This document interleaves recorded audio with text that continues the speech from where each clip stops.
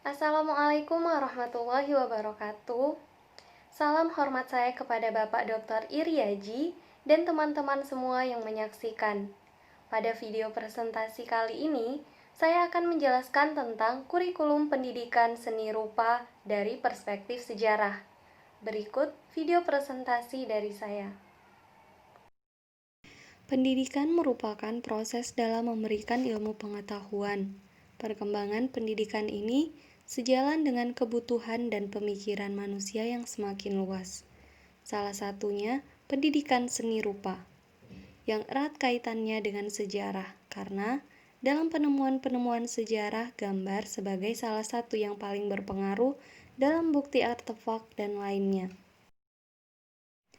Periode pendidikan seni rupa. Yang pertama, pendidikan seni era kolonial. Yang kedua, pendidikan di sekolah swasta. Yang ketiga, masa awal kemerdekaan. Yang keempat, periode 1968 sampai dengan 1974. Yang kelima, kurikulum 1975. Yang keenam, pembukaan jurusan seni IKIP. Yang ketujuh, tahun 1994. Yang ke-8, kurikulum pendidikan tahun 2004, 2006, 2013, dan 2018. Yang pertama, pendidikan seni era kolonial. Masa pemerintahan kolonial Belanda. Pada tahun 1889, Parlemen menetapkan kebijakan bahwa menggambar menjadi mata pelajaran wajib. Kebijakan ini melalui banyak perjuangan dan proses yang panjang oleh pakar pendidikan dan pemerhati pendidikan seni. Jika kita melihat dari tujuan dibuatnya kebijakan tersebut, tentunya tidak jauh dari tujuan industri. Dalam periode pemerintahan kolonial, pendidikan di Indonesia dibagi menjadi dua strata. Sekolah kelas 1 yang diperuntukkan bagi warga negara Belanda, dan sekolah kelas 2 yang diperuntukkan bagi warga pedesaan dengan kualitas pendidikan yang ala kadarnya. Selanjutnya, masa pemerintahan Jepang. Pada masa pemerintahan Jepang, pendidikan seni dilaksanakan dengan latar belakang dan tujuan yang terfokus pada kepentingan politik Jepang. Dari beberapa penjelasan tersebut, dapat ditarik beberapa poin dari pendidikan seni yang berlangsung selama masa pemerintahan Jepang. Yang pertama, orientasi pendidikan seni berorientasi pada Indonesia Jepang. Penerbitan buku pelajaran menggambar tidak diterbitkan, kurikulum kurang strategis sehingga guru menyusun sendiri sehingga tidak memperhatikan fungsi seni. Yang kedua yaitu pendidikan seni di sekolah swasta. Pendirinya adalah Ki Hajar Dewantara yang lahir pada tanggal 2 Mei 1889 di Yogyakarta. Nama aslinya adalah Raden Mas Suwardi Suryadiningrat.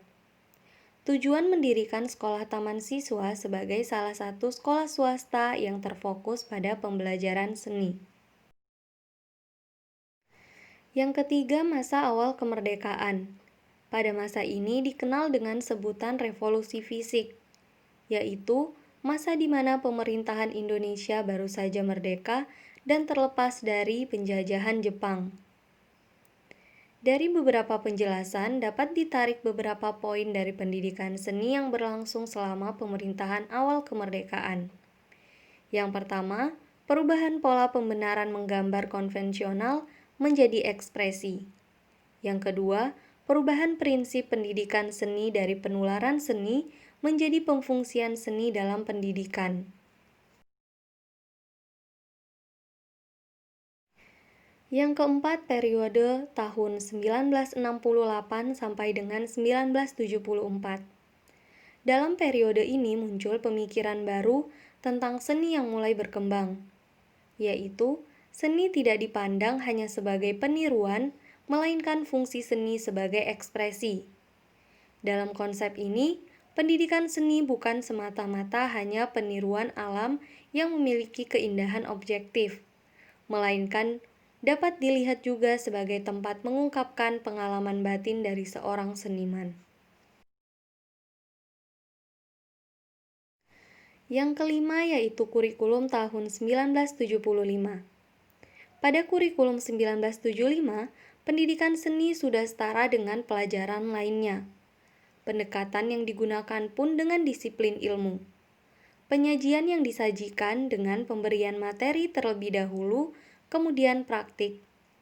Kurikulum tahun 1975 merupakan content-based kurikulum yang menekankan pada isi atau materi pembelajaran yang bersumber dari disiplin ilmu.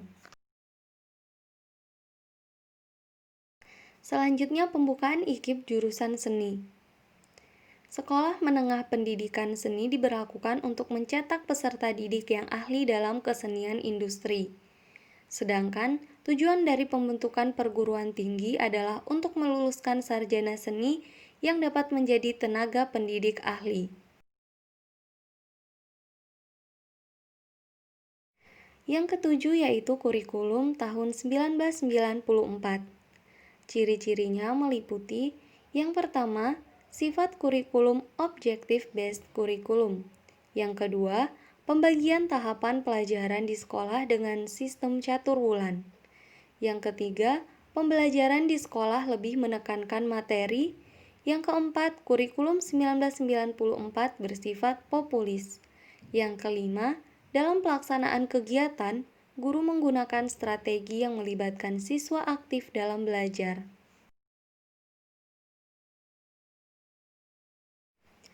Yang kedelapan yaitu kurikulum tahun 2004.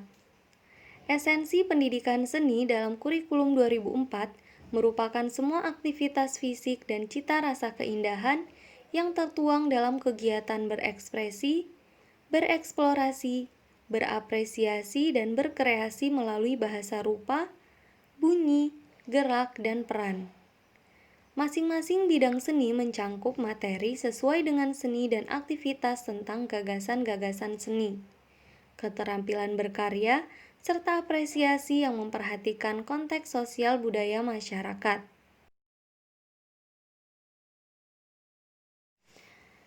Selanjutnya yang kesembilan yaitu kurikulum tahun 2006. KTSP merupakan kurikulum yang berorientasi pada pencapaian kompetensi.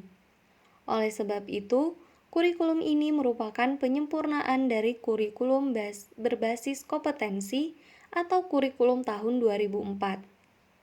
Kurikulum tingkat satuan pendidikan atau KTSP ini lahir dari semangat otonomi daerah, di mana urusan pendidikan tidak semuanya tanggung jawab pusat, akan tetapi sebagian menjadi tanggung jawab daerah. Oleh sebab itu, dilihat dari pola atau model pengembangannya, KTSP merupakan salah satu model kurikulum yang bersifat desentralistik.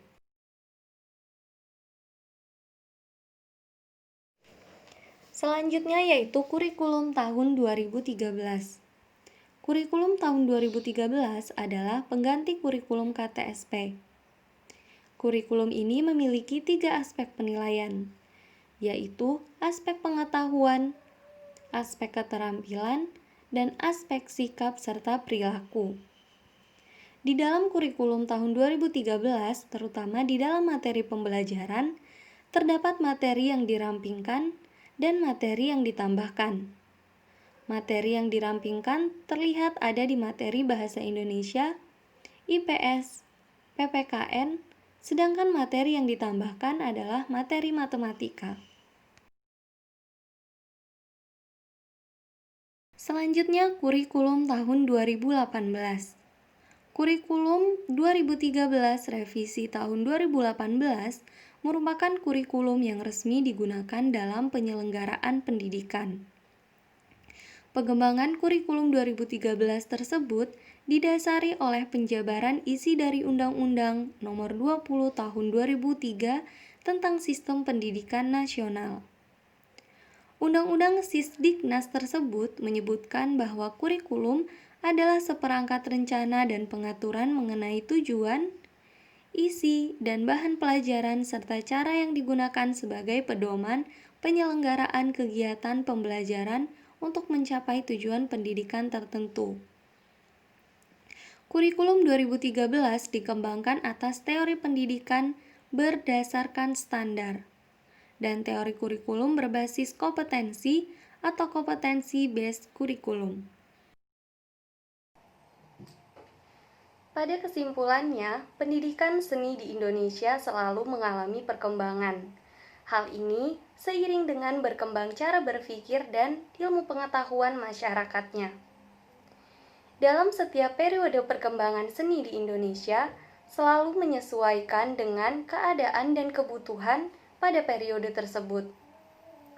Hal ini menyadarkan kita semua bahwa tidak ada batasan dalam belajar, karena setiap hari dan setiap saat dunia ini berkembang seiring dengan berkembangnya ilmu pengetahuan dan teknologi. Demikian yang dapat saya sampaikan dalam presentasi kali ini. Apabila teman-teman memiliki saran atau tanggapan, dapat disampaikan di kolom komentar di bawah. Saya akhiri presentasi saya. Wassalamualaikum warahmatullahi wabarakatuh.